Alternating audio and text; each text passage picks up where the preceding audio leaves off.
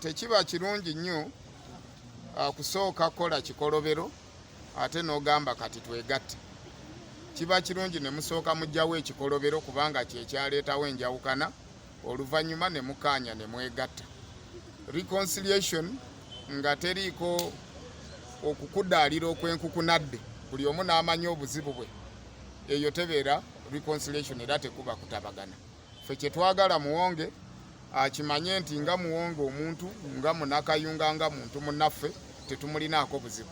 Obuzibu bwaffe buli ku Muwonge nga Chairman LC5, era ekyo tetusobola kwegatta. Naye bw'aba agamba twegatte nga Banakayunga nti ffenna tuli baddugavu, ffenna twemanya amawanga gaffe, ekyo ffe tetukirinaako buzibu. Era bw'afiirwa tugenda ne tuziika. Naffe bwe tufiirwa oluusi atya okujja neffe tuba twagala gye. Bw'abeera n'omukolo obanga ayanjuza muwala we tujja genda. Naye bw'anaabeera n'omukolo nga gwa chairperson LC5 yaguyise ng'ate mubbi wa bululu, ogwo gw'omukolo nsuubira tuba tusikatira era twenyamira okugwetabamu.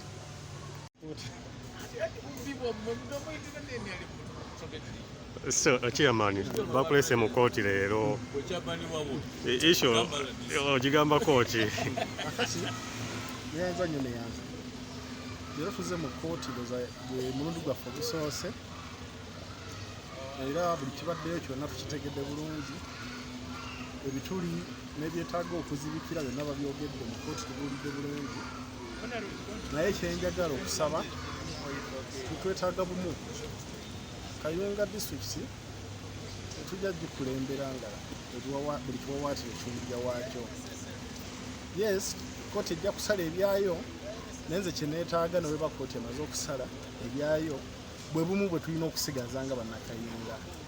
So, Nakwedde Harriet mwannyinaze tukulidde wamu, kyobola basaagala kuwulira muntu yenna atwawulayawula kuba ebyobufuzi byo tubimanyi byawula.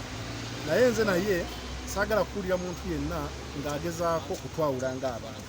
Kozi bino politics abeerawo omuntu ofuuka MP n'ovaawo n'ofuukako n'omulimi, naye obuntu bwe businga okuba obw'amaanyi. So tujja kulinda kyonna kinaava mu kooti kyenaaba etusalidde, batuwadde olunaku olw'okudda n'ebirala nga bwe mubitegedde kuba mubaddeyo.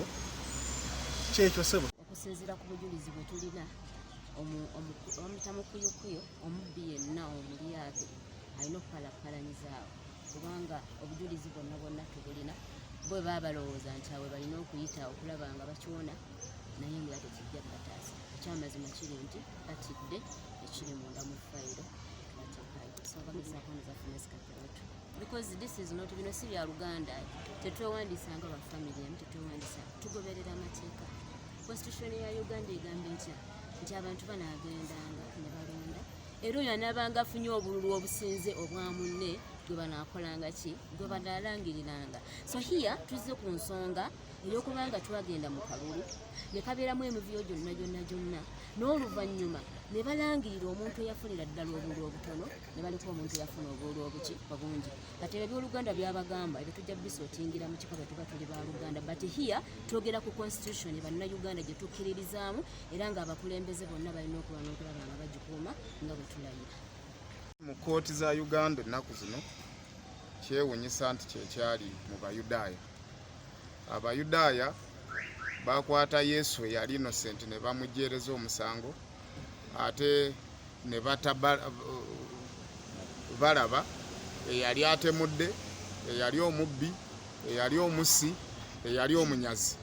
So nsuubira ne kooti za Uganda tukyalinda tulabe oba tugenda kukyusa obuwayiro bwa constitution yaffe efaanane n'ey'Abayudaaya, ng'abakoze ebikolobero, ababbi, abasi, abanyazi, abalimba, abatemu, ate basobola okubuuka akamasu ako ne tujjeereza ate omusango abalala abali innocent.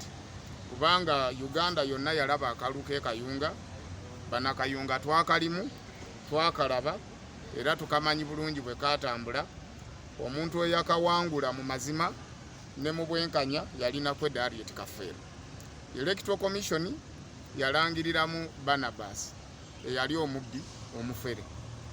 Tulinze ne kooti oba enaddamu